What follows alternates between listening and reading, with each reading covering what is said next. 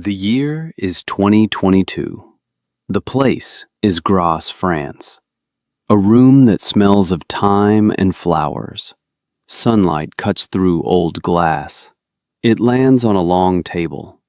On the table are small glass vials, dozens of them. Each one holds a clear, precious oil. Each one is a different shade of pale gold. This is the heart of a global perfume house. A man named Jean-Pierre Renaud sits at the table. He is what they call a nose. His entire life is in these vials. He can smell the difference between rain on dirt in June and rain on dirt in July. He is smelling lavender today. Samples from all over the world. Bulgaria, China, the English countryside. He lifts a vial. He dips a thin paper strip. He brings it to his nose, closes his eyes. He shakes his head. Too much camphor, too medicinal. Another vial, another strip. Too weak, faded, like a memory of a flower, not the flower itself. He does this for an hour. His assistant watches, silent. This is a ritual. Then he picks up the last vial. It is labeled simply, Finch Hollow Farm, Oregon, USA. He dips the strip. He raises it. He breathes in.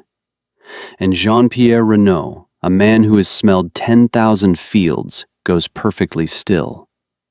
His eyes do not open. His hand does not move. The assistant leans forward. Is something wrong? The silence stretches. 1 second. 5. 10. Then Jean-Pierre opens his eyes. He looks at the paper strip as if it is a ghost. He says one word. Impossible. He brings it to his nose again. A long, slow inhalation. He can smell the volcanic soil. He can smell the cool nights and the hot days. A note of honey. A hint of wild mint. A sweetness he has not smelled since his grandfather's fields were plowed under for apartments 50 years ago. He looks at the lab report next to the vial. The numbers do not make sense. The percentage of linylyl acetate is higher than the theoretical maximum. The camphor is almost non-existent. This is not lavender. This is an idea of lavender, the perfect form of it. He looks at his assistant. His voice is quiet, reverent. Get me everything they have. Everything. Pay them what they ask. I want every drop from this Finch Hollow farm. The assistant nods, already typing on his phone. He pulls up the file on the farm. A small operation, 50 acres, family-owned for a century. The farmer's name is Alara Finch. And then the assistant stops. He finds something else in the digital file. An old document, scanned years ago as part of an agricultural archive project. A letter, dated October 12, 1978, from the Willamette Valley Farmers Cooperative, addressed to a Miss Alara Finch. He reads a single line from the letter, and he looks up at Jean-Pierre. He says, "You are not going to believe this."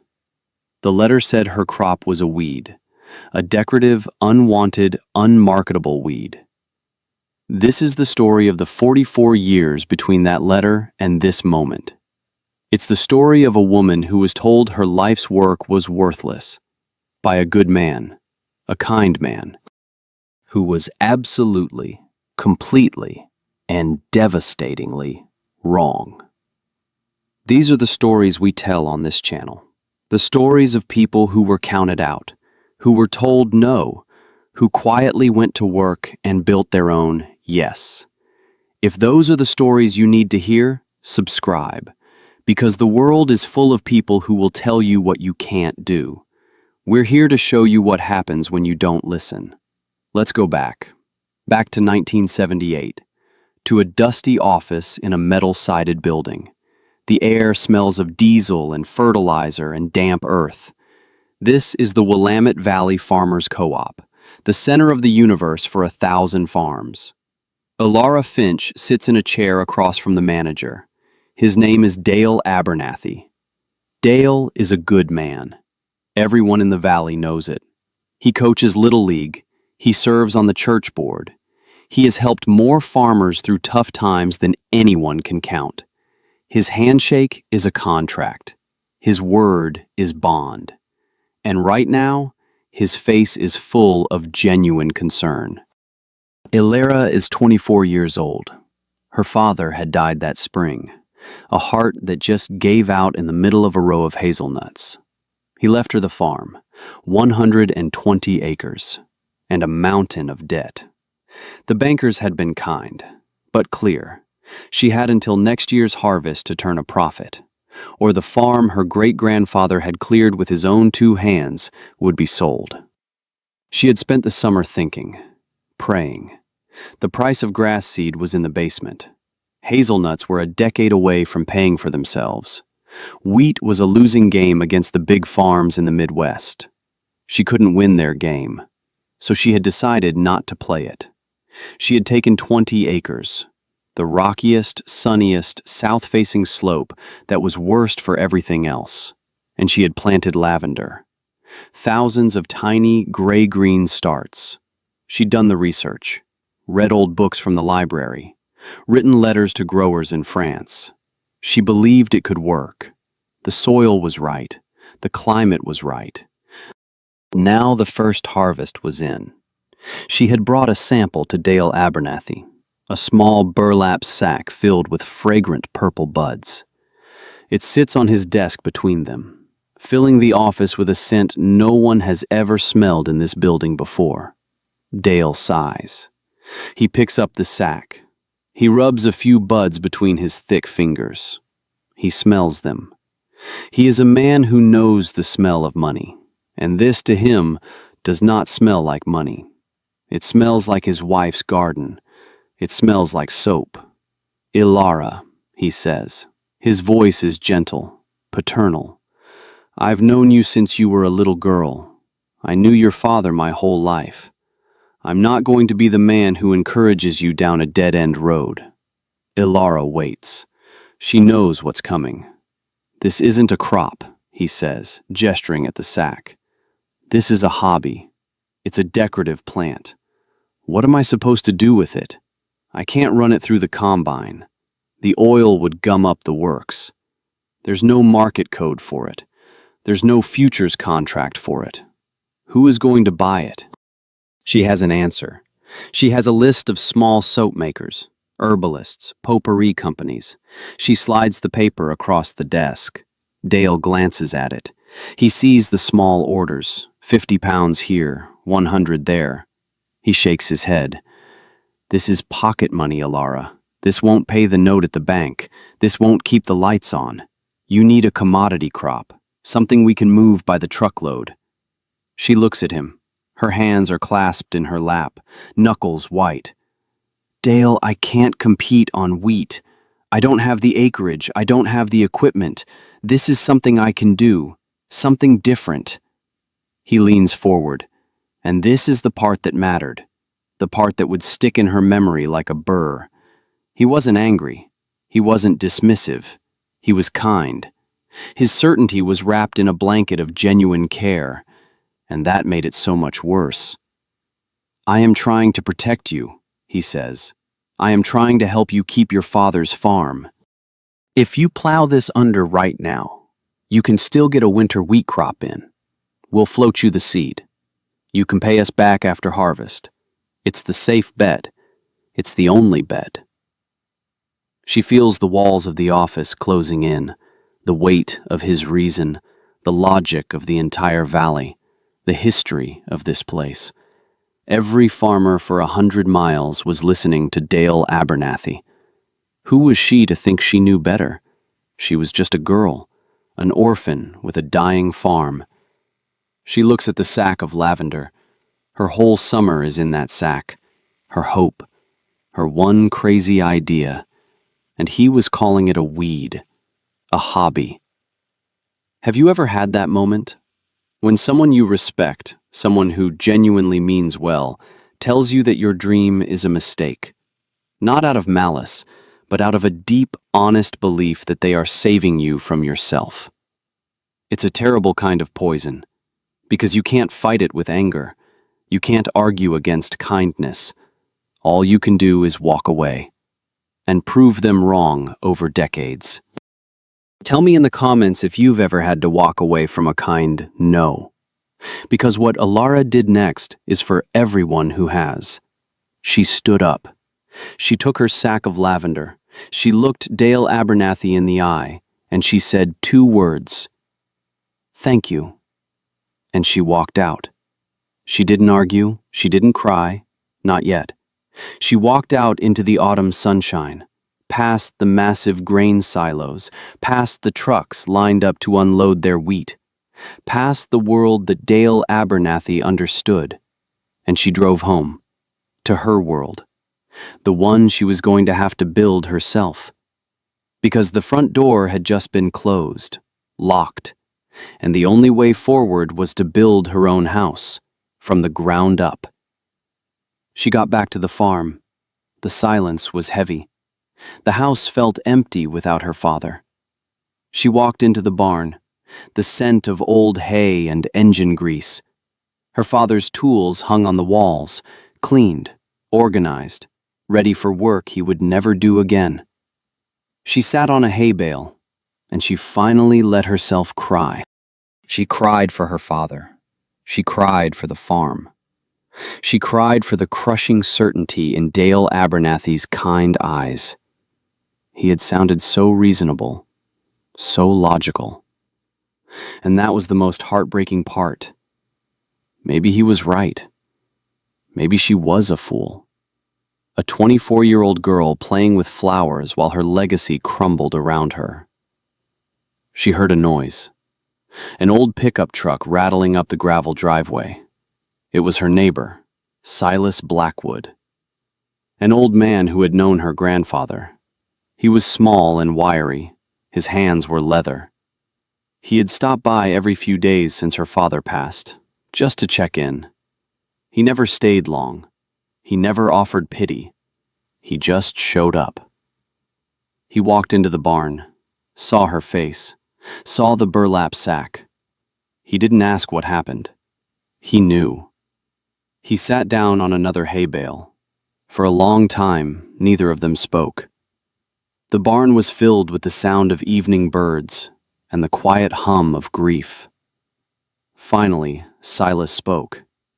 His voice was rough, like gravel. Co-op said no.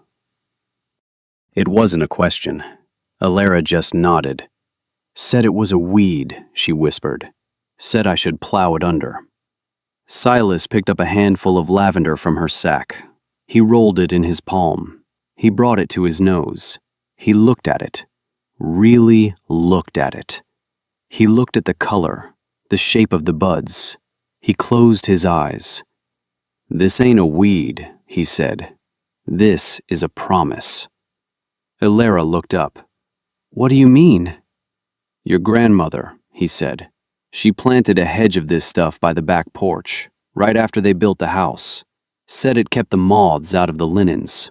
Said the smell reminded her of home, somewhere back in the old country. He opened his eyes. He looked at Alara. Abernathy is a good man, but he's a wheat man, a grass seed man. His nose only smells dollars per bushel. He can't smell this. He can't smell what's different. Alara felt a tiny flicker of something. Not hope, not yet, but something less heavy than despair. But he's right, she said. Who will buy it? How do I sell it? Silas stood up. He walked over to a dusty corner of the barn. He pulled a tarp off a strange-looking machine. It was a mess of copper pipes and a big round belly. A relic. What is that? Alara asked. Your great-grandfather's still, Silas said. He wasn't much of a farmer at first, but he was a genius with fruit. Made brandies, apple, pear, the best in the valley. This is how he made his first real money. The money he used to buy the seed for his first wheat crop. He looked at her. The co-op don't own the steam, Alara. They don't own the heat. They don't own the water. You don't need them to process this. You just need fire and patience. He tapped the copper pot. The process is the same. Flowers, fruit, it doesn't matter. You're not selling flowers. You're selling what's inside them. You're selling the oil. And that was the moment. The pivot. The quiet decision in a dusty barn that changed everything. The gatekeeper had said no to the flower, so she would sell the soul of the flower instead. The next day, she and Silas started cleaning the still. It was a long, slow process, decades of grime and neglect. They took it apart piece by piece, polished the copper until it shone like a new penny. Silas taught her how it worked. The science was simple, elegant. Steam passes through the lavender. It ruptures the tiny oil sacs on the buds. The steam, now carrying the essential oil, rises. It travels through a pipe cooled by water. The steam condenses back into liquid, a mixture of floral water and pure essential oil. The oil, being lighter, floats on top, ready to be skimmed off. It took them a week to get it working. Her first run was a disaster. She used too much heat, scorched the lavender. The barn filled with an acrid, smoky smell. The oil was brown and useless. She wanted to quit. Silas wouldn't let her. He just said, "Again. Try again." The second run was better. The third was better still. By the 10th run, she understood. She had developed a feel for it. She knew the sound of the right simmer, the smell of the steam just before the oil came through. She harvested the rest of her 20 acres, working from dawn until her hands were raw. She distilled every last stem, the barn filled with a scent so pure, so concentrated, it was intoxicating. By the end of the season, she had 5 gallons of essential oil.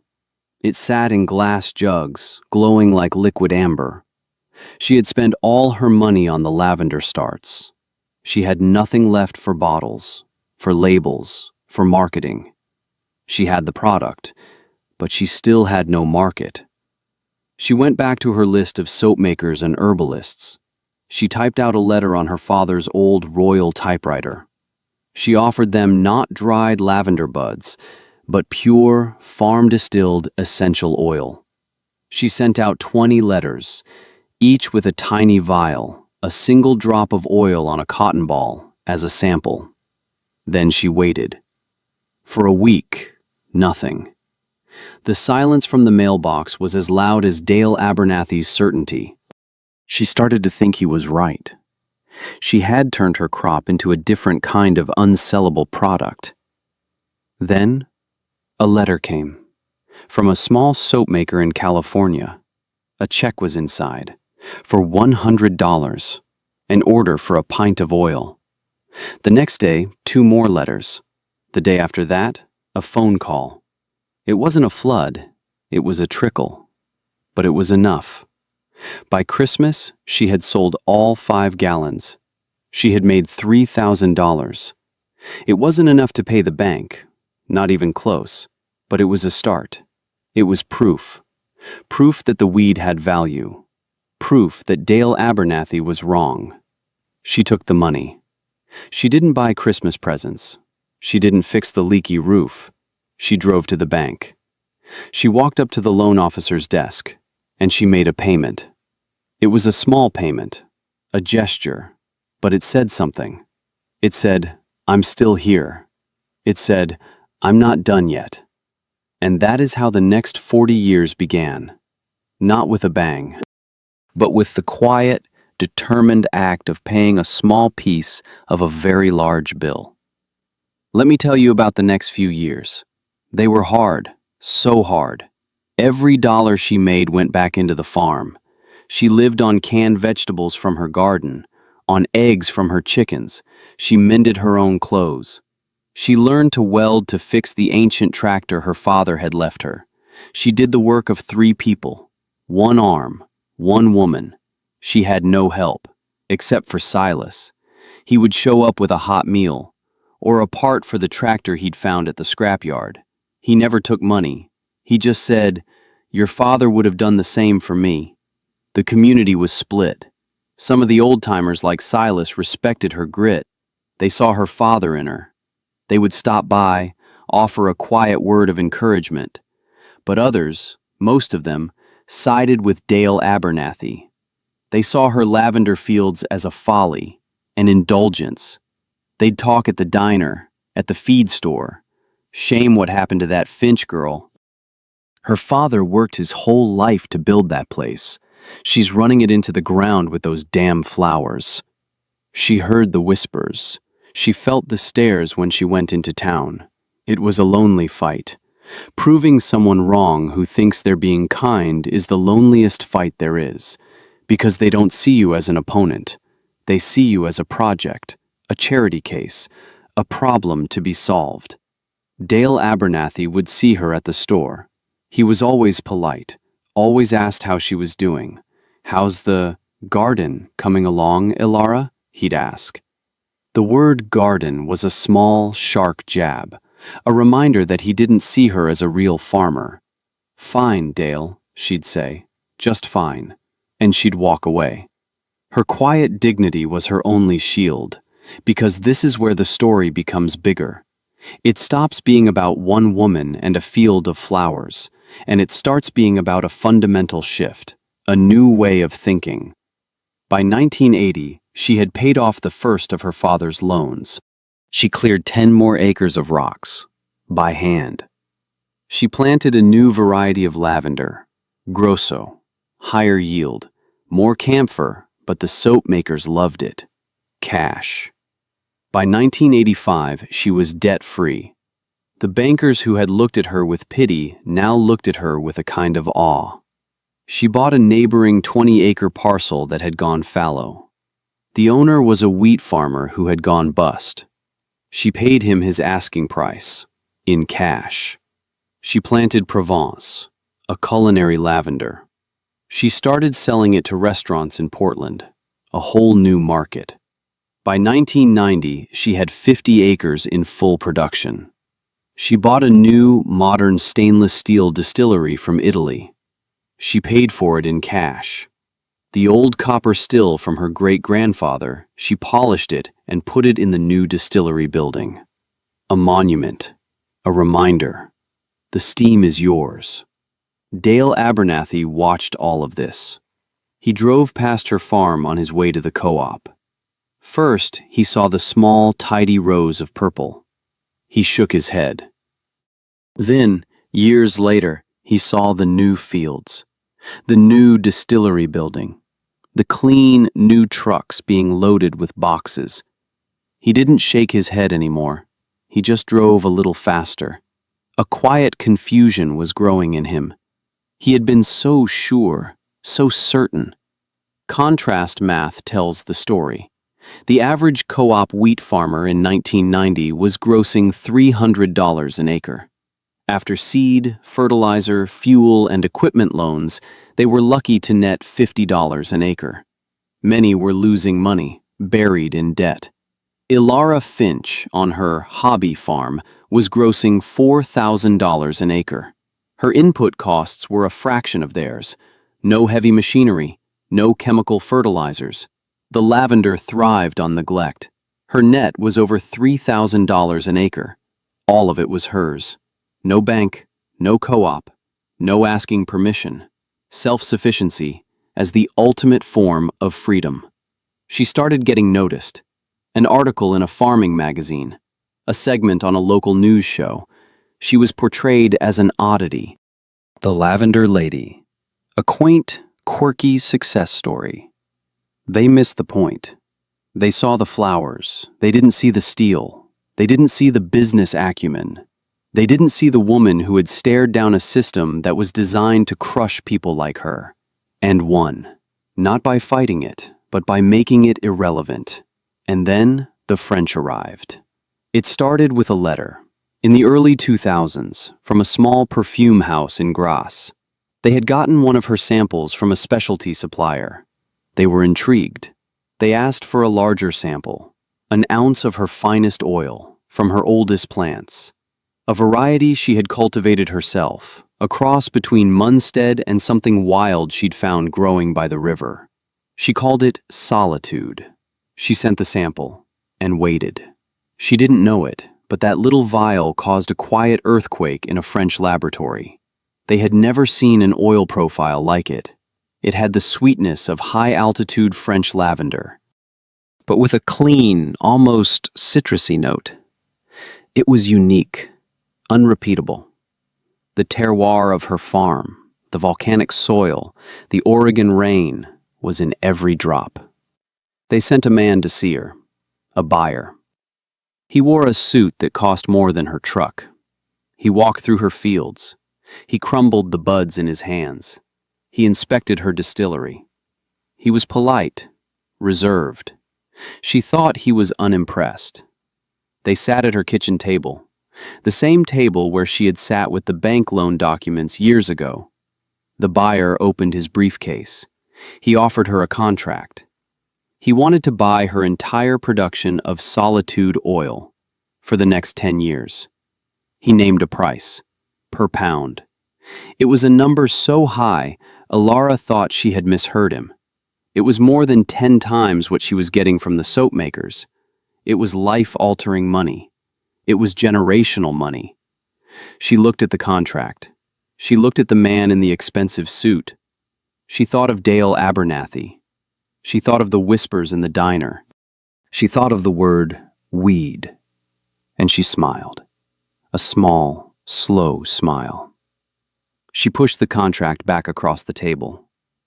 "The price is fair," she said, "but I don't sign 10-year contracts." The buyer looked confused. "But this is security. This is a guarantee." She shook her head. "My guarantee is in the soil," she said, "not on a piece of paper. You can have this year's harvest. If you like it, you can come back next year, and we can talk again." The buyer was stunned. No one had ever said no to their offer. He saw something in her eyes, something that wasn't for sale. Control, independence. He nodded slowly. He understood. He was not dealing with a simple farmer. He was dealing with a queen in her own kingdom. A kingdom she had built with her own 2 hands, on land everyone else had called worthless. What happened next changed everything. That contract became the foundation of an empire. A quiet, purple empire in the Oregon hills. The French perfume house didn't just come back the next year. They featured her oil as the signature note in a new perfume. It was a massive success. They marketed it with the story of her farm, Finch Hollow Lavender. Suddenly, her little farm was famous. Other perfume houses came calling, from Paris, from New York, from Tokyo. She never signed an exclusive contract. She sold to everyone. Her price was her price. They paid it, gladly. She expanded, carefully, slowly.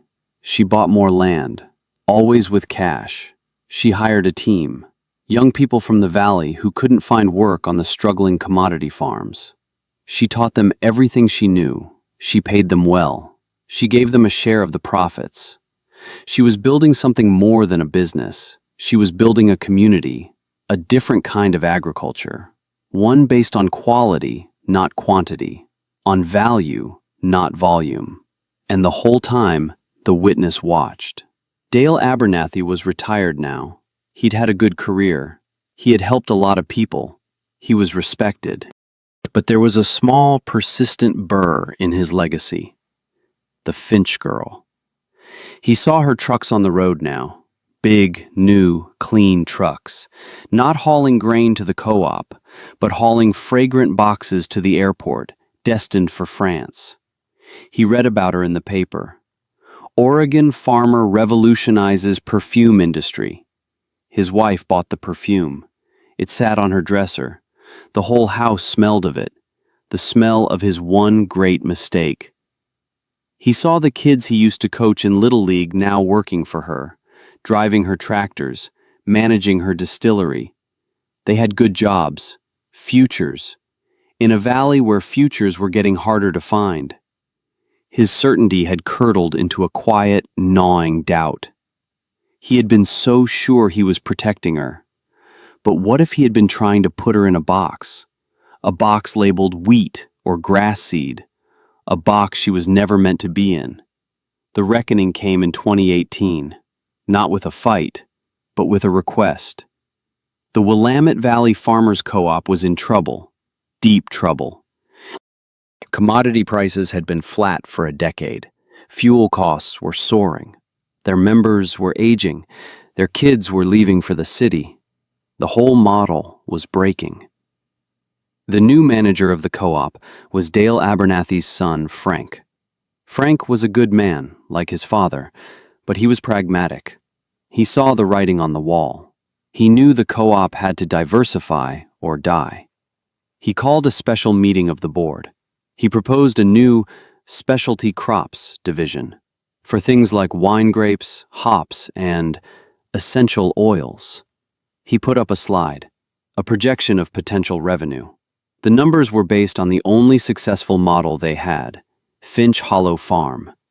The board was skeptical. "It's a niche market," one said. "It's a woman's hobby," said another, an old-timer. Frank knew he needed more. He needed a partner. He needed Clara Finch. He drove out to her farm. He was nervous.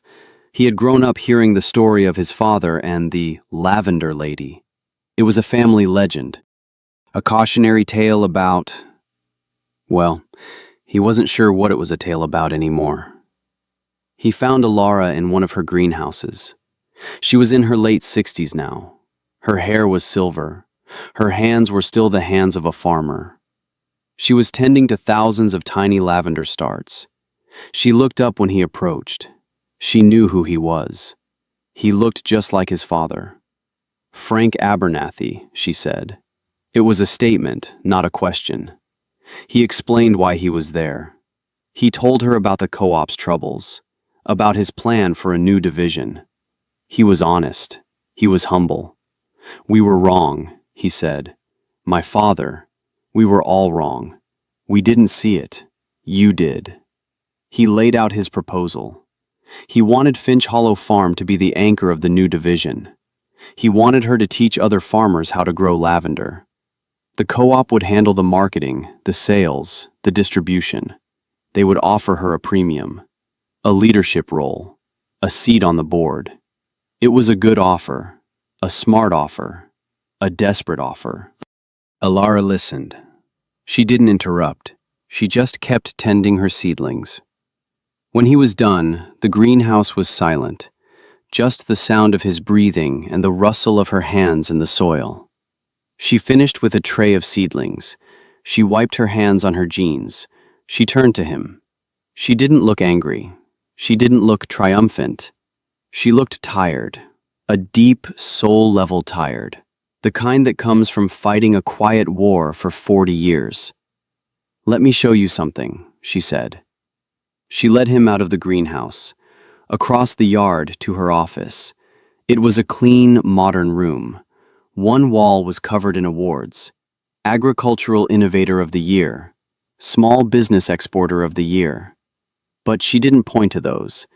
She went to a simple wooden frame on the wall behind her desk. Inside the frame was a single piece of paper, yellowed, brittle. The typewritten words faded but still legible. It was the letter, the rejection letter from his father, dated October 12, 1978. Frank read the words. "We do not consider this a viable agricultural product. Recommend you plow it under for your own financial protection." He felt a flush of shame so profound it was dizzying. He looked at Clara. She was just watching him. Her expression was unreadable. "Your father was a good man, Frank," she said. "He genuinely believed he was helping me. He thought he was protecting me from failure, but he wasn't. She tapped the glass over the letter. He was protecting the co-op from change. He was protecting a system that was already dying. He just couldn't see it yet. She turned away from the letter. She looked out the window at her fields. Purple, all the way to the horizon. You're asking me to come back and save the institution that told me my life's work was a weed. You're asking me to teach my methods to the same people who whispered about me in the diner for 20 years. Frank felt something he couldn't quite name. It was the weight of an injustice he had not committed, but had inherited. He could only say one thing. Yes, I guess I am. Ilara was silent for a long time. Frank thought she was going to tell him to leave. He deserved it. But then she spoke.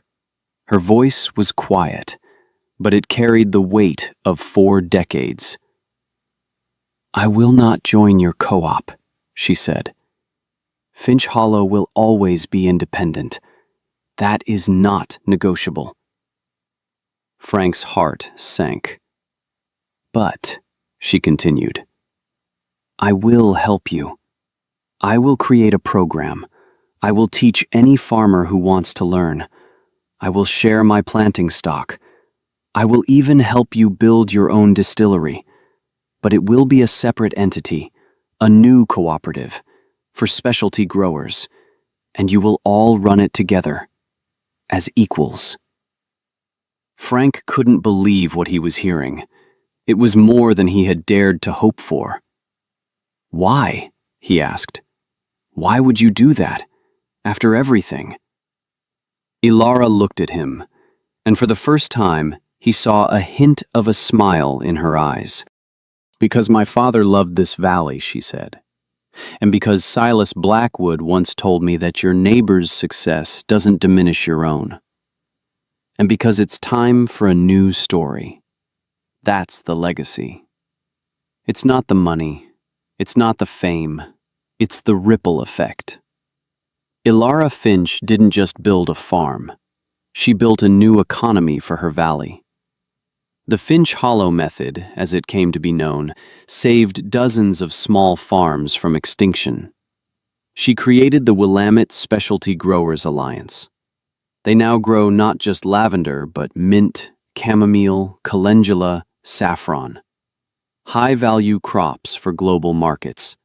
The old co-op still exists, but it's smaller now, a shadow of its former self, a relic of a different time.